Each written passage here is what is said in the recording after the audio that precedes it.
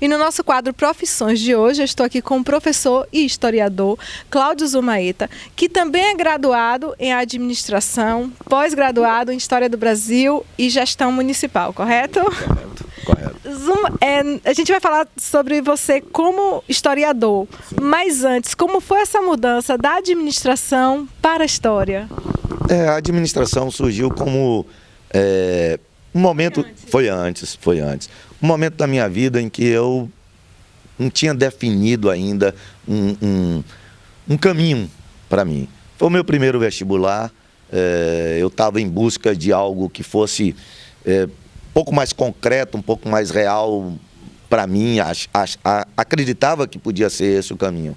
Mas tinha na alma, no coração, essa paixão. A paixão pela história. Essa paixão pela história era uma coisa que ficava. É tanto que eu cheguei a ficar, num certo momento, entre o jornalismo e a história. Entendeu? Bom, a vida terminou me conduzindo para a administração. Eu fiz a administração. Concluí o curso. Concluí, me pós-graduei e trabalhei na área e fui tocando a vida. Lá, muito tempo depois, essa é uma passagem muito significativa, muito interessante, porque algum tempo depois eu já, digamos, tendo como encerrado a minha vida estudantil, digamos assim, né? E aí meu sobrinho, para fazer o primeiro vestibular dele, com aquele nervoso habitual dos adolescentes e tudo mais, disse assim: por que você não faz o vestibular comigo? Tal, vamos embora, tal.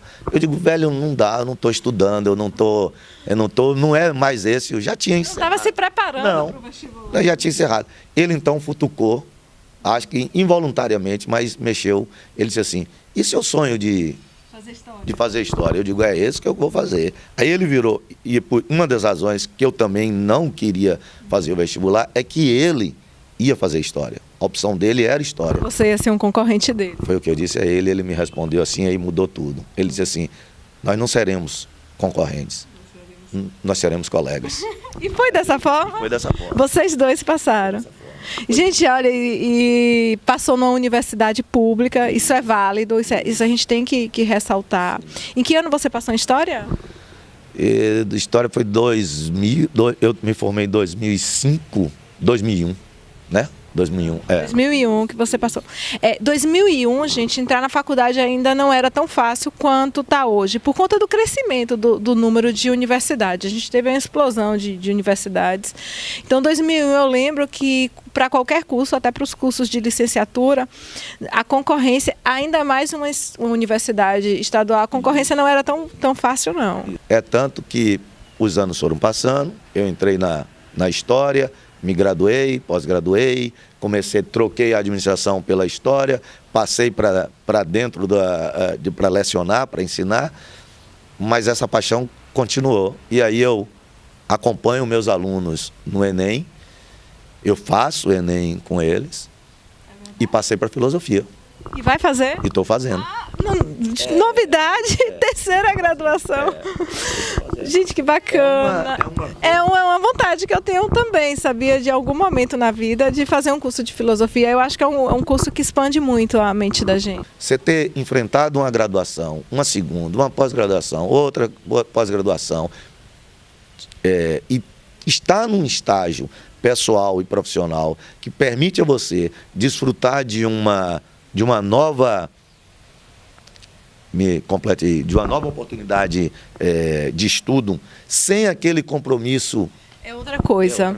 E é prazeroso. Gente, olha, faça esse teste de fazer uma graduação que você tem vontade, que você tem paixão. E no momento da sua vida em que você não vai precisar daquilo, não é questão de necessidade, é questão de fazer. Quer dizer, é uma necessidade, mas é uma necessidade pessoal, né? Você não está preocupado se o mercado de trabalho é excelente, se não é. E você vai perceber o que é você contar os minutos para sair de casa, para ir para a aula. É verdade. E eu descobri o que era estudar por prazer na minha segunda graduação, que foi comunicação. Porque na primeira era como se fosse assim, eu estava seguindo aquilo, a primeira graduação foi economia, né? Eu era como se fosse uma continuação da escola. Eu estudava porque eu tinha que estudar. Que na escola tem aquelas coisas que você estuda por prazer, mas normalmente tem aquele monte de coisa que você estuda porque tem que estudar. E eu fiquei 5 anos na graduação de economia também, estudando porque eu tinha que estudar. E eu só fui descobrir o que era estudar por prazer quando eu comecei a graduação em comunicação, e foi na mesma época também que eu comecei o curso de formação em psicanálise, que eu fui perceber o que é assim, você perder a noção do tempo enquanto estuda, como quem está lendo um romance. É por aí, por aí, exatamente. No curso de História aconteceu muito isso, entendeu? Além de ser um curso extremamente enriquecedor, eu acho que eu tenho uma saudade daquele meu curso extraordinário. A turma era muito unida, muito questionadora, muito efervescente. Os professores também tinham um compromisso extraordinário. O que tem de bom e o que tem de não tão bom, né? Porque eu não vou dizer ruim, na profissão de historiador. Eu acho que a gente conversando no intervalo, que eu quando chego perto de Zuma, a gente não consegue deixar de falar, não. É complicado quando a gente se encontra no supermercado, né? Porque maridos e esposas ficam incomodados. Mas talvez o que não seja tão bom seja a indignação de quando a gente conhece a história, a gente passa a ter uma percepção que as pessoas não têm, né? Mas, enfim, eu dando aqui um pitaco na sua resposta. Mas, assim, primeiro, o que tem de bom na profissão de historiador? Olha, compartilhar conhecimento, para mim, é uma coisa extraordinária. A história é uma ciência viva demais, né? Uma coisa que você...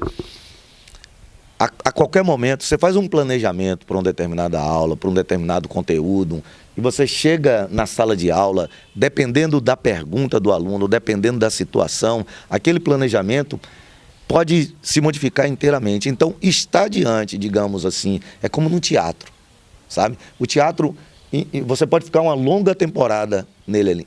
Cada noite é uma situação diferente. Então, o bom da história é essa vontade do conhecimento compartilhado e um conhecimento crítico. E nós temos no Brasil uma história de um passado muito presente, não resolvido, digamos assim, que dá para a gente dizer isso. Mas essa avaliação crítica do conhecimento, essa possibilidade de ver as diversas vertentes daquilo que está sendo discutido, ouvir e saber como é que a sua mensagem, como é que a sua interlocução está chegando, entendeu? Naquele seu público, e de repente você pode estar, digamos, super animado com uma baita de uma aula que você acredita que está construindo isso de uma forma, sabe? E você faz uma pergunta e ela pode não ter uma ressonância, e isso é um sinal, certo? Ou, muitas vezes, você corre o risco de, digamos, começar por uma pergunta mais óbvia e perceber que a turma está muito mais atinada do que você estava imaginando e que aquela pergunta foi óbvia demais. Então, essa riqueza de conhecimento e essa possibilidade de enriquecer o conhecimento com criticidade, isso é o lado bom. Existe uma parte da história que você gosta mais? Porque, assim...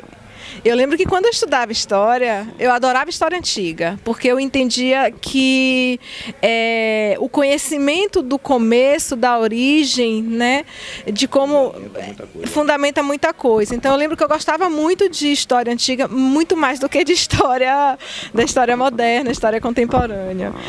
Gostava de Idade Média, e aí vinha a questão do Renascimento também, enfim.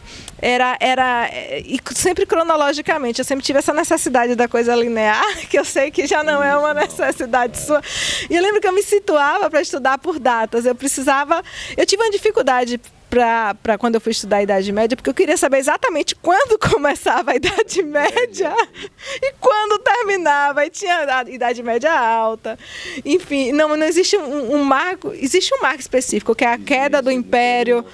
Aí eu lembro de algumas coisas. Gente, olha, quando você estuda uma coisa que você gosta, você não esquece. É diferente de quando você estuda algo que você não gosta só para responder a prova no dia seguinte e depois seu cérebro prega uma borrachinha e apaga. Quando você estuda e você você se interessa por aquilo que está estudando, você não esquece. Mas, no seu caso, existe uma parte da história que quando você vai dar aula, você sente aquele prazer, assim, aquela aula que você fala com gosto, assim, que você não precisa levar uma linha anotada, que os alunos percebem que a sua empolgação em falar sobre aquele assunto? Primeiro, eu não levo nada anotado, não tenho uma linha anotada, não tenho mesmo. Eu sou um apaixonado e procuro me manter atualizado o suficiente. Aí vem a história da presunção de novo, né? Não por isso, mas é porque é um gostar mesmo. Agora, se tivesse que especificar, na história geral eu gosto muito do iluminismo, certo? Eu acho que aquele enfrentamento dos iluministas diante de uma sociedade em que o rei governava por direito divino. Você imagine o que é você dizer assim, não existe isso, não tem isso. É possível que as pessoas tenham acreditado nisso. Entendeu? E dizer, naquele século, topar esse enfrentamento e dizer assim, ó, a Bíblia nada mais é do que um belo livro de contos. E que nós não fazemos mais coisas do que desejamos por duas razões, a superstição e o medo. De ir para o inferno. Entendeu? O medo, de uma forma geral, e o do inferno em si, era muito latente. Então, esse enfrentamento com ideias, homens que foram condenados, homens que sofreram horrores por terem proposto uma ideia diferente, uma sociedade e uma forma de pensar e de agir naquela sociedade diferente do que há séculos fazia. Então, o rompimento com aquela tradição e com essa ideia de um rei divino para governar e o fim o rei tinha súditos, não um povo, né? A palavra dele, nós usamos até esse ditado, a palavra de rei não volta atrás, né? Ou o sangue do rei é azul, a ponto de mostrar uma diferenciação no sangue, biológica, uma coisa absurda. Então eu acho que os iluministas propuseram coisas e enfrentamentos deliciosos. Isso porque eu estou fazendo para você um recorte, uma escolha terrível. Eu tenho outros... Eu imagino que é difícil. Eu tenho outros. Na história do Brasil, isso eu falei do iluminismo, a história geral. A história do Brasil, eu gosto muito da República, do período republicano brasileiro, e como ele se propõe a ser uma novidade e não conseguiu até hoje ser. Entendeu? Então, como a gente, a partir de 1889, com a dita proclamação da República, esperávamos tanto daquela transformação política e houve e esse processo, ele tem tantos reveses e tantas idas e vindas e tantas construções ao mesmo tempo, desconstruções, que me leva a palpitar, digamos, sobre palpitar no sentido de palpitação, não no sentido de palpite, sobre esse assunto. Então, a República Brasileira e o iluminismo, fazendo um recorte brutal, são coisas que me interessam bastante, porque eu creio na proposição da mudança. É legal. Sai agora da parte do encantamento, se eu pudesse eu ficava o dia todo nessa parte, para falar um pouquinho da parte prática, né? Mercado de trabalho, Zuma. Muita gente assiste esse quadro porque realmente tem desejo em seguir a profissão, né? Então, para os futuros historiadores, mercado de trabalho na área de história. Pois é, eu diria assim, ó, eu sei que o quadro é esse, está destinado a esse, mas alguém, quando você tiver outros convidados aqui, naturalmente você vai perguntar: mercado de trabalho para o bailarino, mercado de trabalho para o geógrafo, mercado de trabalho, e espero que você pergunte: mercado de trabalho para o advogado, entendeu? Porque isso são duas situações. Em geral, a sociedade vê, primeiro, de forma geral, já disse isso, mas o professor como um momento dele estar atuando profissionalmente. Vou esclarecer isso. Eu encontro ex-alunos, já em outro estágio profissional e tal, enfim, trabalhando, adultos, às vezes noivos, casados, cheios de filhos, enfim, vou encontrando e eles comumente pergunta assim, e aí, professor, ainda está ensinando? Ainda? Por que não porque essa relação não é feita, essa pergunta não é feita. E aí, você ainda está clinicando? Você ainda está advogando? Você ainda, entendeu? E não há... Você ainda é médico? Você ainda é médico? Ainda é médico, não mudou ainda. Então, aí como é que é o mercado de trabalho? O mercado de trabalho é o seguinte, é duro, é difícil, é complicado, mas há espaço sim, há espaço para competência sempre, não importa aonde você esteja atuando. A pergunta que você já respondeu, mas eu vou fazer de novo para finalizar. Você gosta de ser historiador? Amo.